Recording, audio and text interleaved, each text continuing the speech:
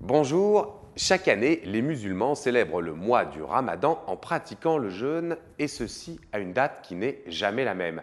Alors pourquoi? Qu'est-ce que le mois du Ramadan? Décryptage. Ramadan, c'est le 9e mois du calendrier musulman qui est un calendrier lunaire, ce qui signifie qu'il est basé sur les phases de la lune, contrairement à notre calendrier grégorien qui est un calendrier solaire, c'est-à-dire basé sur les mouvements de la Terre autour du Soleil.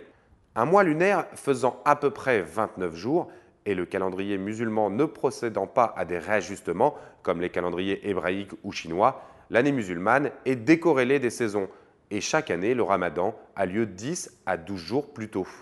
Le ramadan est un mois saint pour l'islam et le jeûne qui est traditionnellement pratiqué lors de celui-ci s'appelle le saoum. C'est l'un des 5 piliers de l'islam, il est donc observé par la majorité des musulmans partout à travers le monde.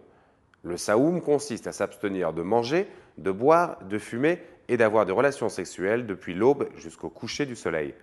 C'est une obligation pour tout musulman pubère qui en a les moyens physiques, mentaux et matériels.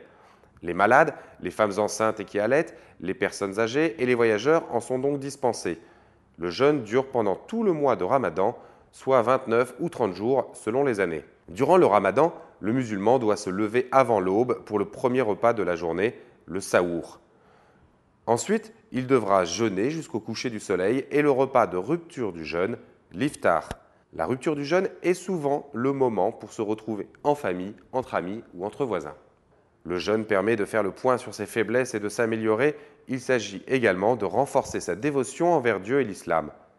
Bien entendu, pendant toute la durée du ramadan, les fidèles doivent également effectuer leurs 5 prières quotidiennes.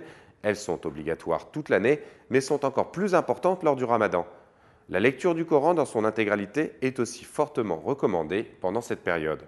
Les 3 jours après le mois de Ramadan sont des jours de fête, appelés l'Aïd al-Fitr, la fête de la fin du jeûne. C'est à cette occasion que les fidèles doivent aussi verser aux pauvres la Zakat al-Fitr, qui est l'aumône de fin de Ramadan. Cette aumône est calculée en fonction des moyens de chacun.